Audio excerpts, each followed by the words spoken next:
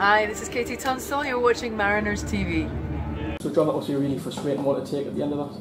Yeah, I think there were obviously spells in the second half where we could feel that they were going to get a chance, but really it's our own fault. It's probably poor defending for the first goal, and it lets them back in the game. And we've just put ourselves. It seems to be something happening.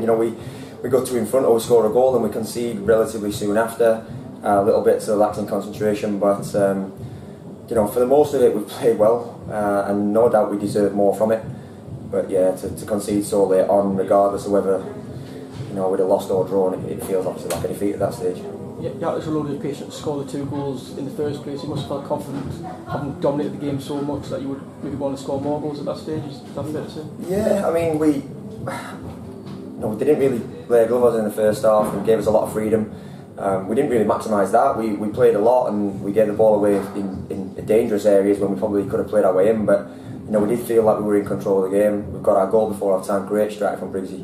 And Finners again scored a great goal, and you think, right, okay, now we can. In a way, you do think we can relax a little bit, we can play more. Yeah. But you still got to be wary that 2-0 is a dangerous scoreline. It's one of them stupid cliches in football, but to something that seems so simple. We don't get done by that. We very rarely get done by a long ball through the middle of the pitch, and then at the end, they've caught us again on the break, and it's a good delivery from the kid. And yeah, it just takes the wind out of you a little bit. Towards the end of the game, there seemed to be a few niggly moments as well. Did you feel like they were trying to draw you into something that you weren't wanting to go into? Really? Yeah, I've just been stood upstairs talking to my dad and saying they'll think that what they were doing had an effect on the way we played, and it doesn't. We're used to that, and yeah, it was a little bit daft, a little bit naughty at times. They were coming not just late with a flick; they were coming in a bit hard.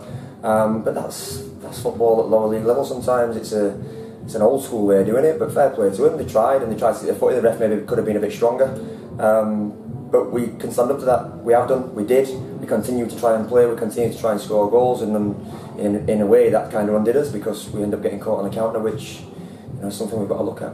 So you guys live by the sword, die by the sword. You didn't take the ball to the corner in the last minute. That's something that maybe we have to learn to do more often, maybe in those situations. Yeah, I remember being a young player and getting I got slaughtered for it. Then another player got slaughtered for it in the clubs that we were at, and you end up conceding it. Then it happens. If you don't show that little bit of professionalism in the final 5-10 minutes when there's a goal in it, backs to the wall, bank up a little bit more, maybe concede a bit more ground, but it don't seem to be our way. So maybe, and people like myself, Julio, Baka, Pata, Finners, we've got to be a bit more maybe professional. Well, not professional, but we've got to kind of push that onto the young ones. Maybe if it does go to a younger lad, scream in his ear to go and do it. But we didn't today, and we didn't look after it, and we've paid the price.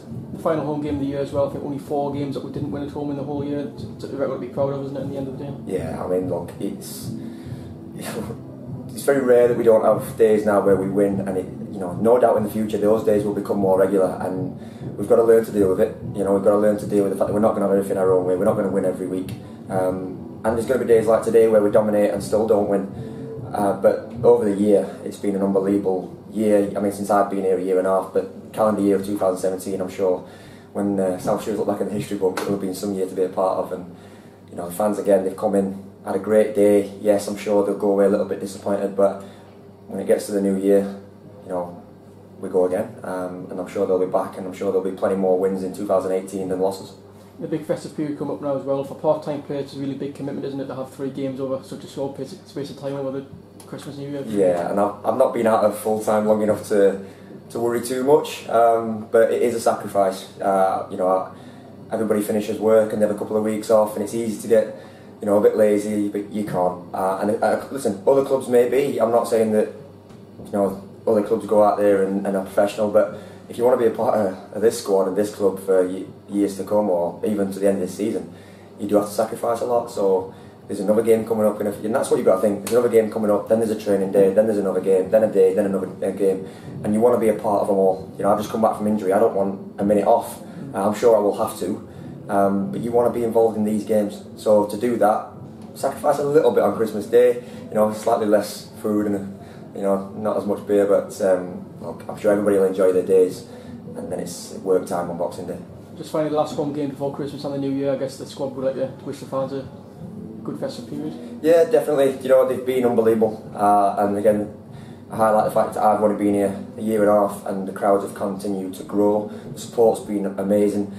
you know, I'm sure they'll turn around and say, well, you know, we're a good team to support, and that's what this club is now. So yeah, we'd love to obviously wish them all a fantastic Christmas, great New Year. We will see them all, hopefully, well, a few of them on Boxing Day, and then come New Year's Day, let's get everybody here and have a really great New Year.